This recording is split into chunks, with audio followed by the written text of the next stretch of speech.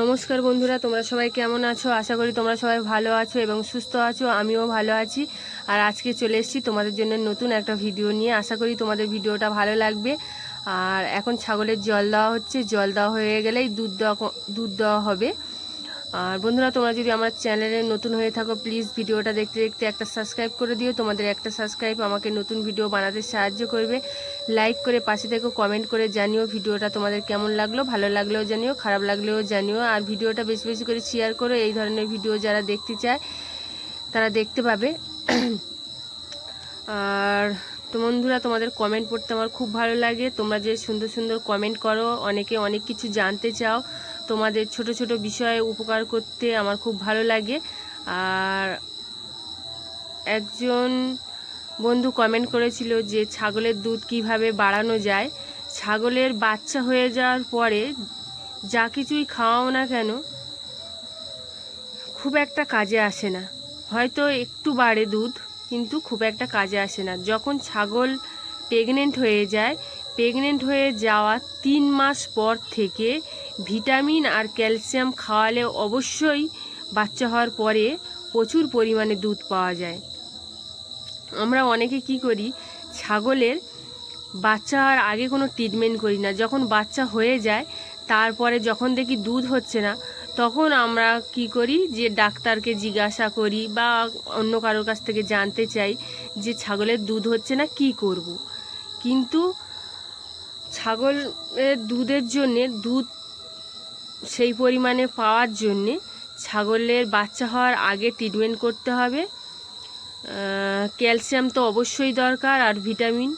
Calcium খাওয়ালে, vitamin খাওয়ালে বাচ্চার গ্রোথটাও খুব সুন্দর আসে। আর আগে থেকে খাওয়ালে দুধের পরিমাণটাও খুব ভালো হয়, দুধটাও খুব ভালো হয় ছাগলের। আর আমাদের ছাগলের, প্রত্যেকটা ছাগলের বাচ্চা মানে ছাগল প্রেগনেন্ট হওয়ার 3 মাস পর থেকে আমরা ক্যালসিয়াম আর ভিটামিনটা খাওয়াতে থাকি। তার জন্য আমাদের ছাগলের প্রচুর পরিমাণে দুধ হয়। ছাগলের বাচ্চা হয়ে যাওয়ার পরে খাওয়ালে সেই পরিমাণে দুধটা হয় না। হয়তো কিছুটা বাড়ে, কিন্তু সেই পরিমাণে হয় না। আর আরও একজন কমেন্ট করেছিল আগের ভিডিওতে যে আমার এখানে ঘাস চাষ করার কোনো জায়গা নেই, আমি কি খড় খাইয়ে ছাগল পালন করতে পারি? হ্যাঁ, অবশ্যই তুমি খড় খাইয়ে ছাগল পালন করতে পারো। আমাদের ছাগলও দিনে 3 বার খড় খায়। আর খড় খাইয়ে ছাগল পালন করা যায়। শুধু তো আর খড় খাওয়ালে হবে না, তার সঙ্গে কিছু মেডিসিন মারতে হয়। সেইগুলো মারতে গেলে একটু খরচা বেশি হয়ে যায়, তাছাড়া অন্য কিছু নয়। খড় খাইয়ে তুমি ছাগল পালন অবশ্যই করতে পারো। আর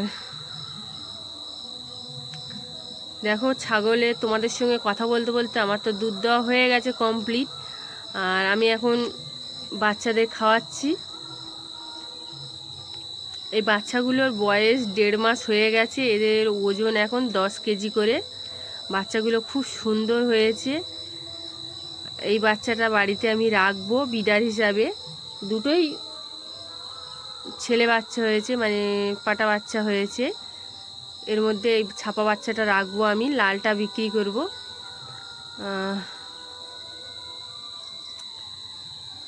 দেখো কত সুন্দর দুধ খেয়ে নিচ্ছে। বাচ্চাগুলোর চেহারাগুলো খুব সুন্দর হয়েছে। আর ছাগল পুষতে গেলে মায়ের দুধ না হলে ছাগল, যত বড়ই ছাগল হোক না কেন, যত বড়ই বিডার দিয়ে ধরানো হোক না কেন, ছাগলকে দুধ না হলে সেই সব বাচ্চার কোয়ালিটি একদম নষ্ট হয়ে যায়। আর বন্ধুরা, আজ তাহলে ভিডিওটা এই অবধি থাকলো। পরের ভিডিওতে তোমাদের সঙ্গে দেখা হচ্ছে। ততদিন তোমরা সুস্থ থেকো, ভালো থেকো। তোমাদের পুজো খুব ভালো কাটুক। আর আমার পাশে থাকার জন্যে, আমার ভিডিও দেখার জন্যে তোমাদের অনেক অনেক ধন্যবাদ। তাহলে পরের ভিডিওতে তোমাদের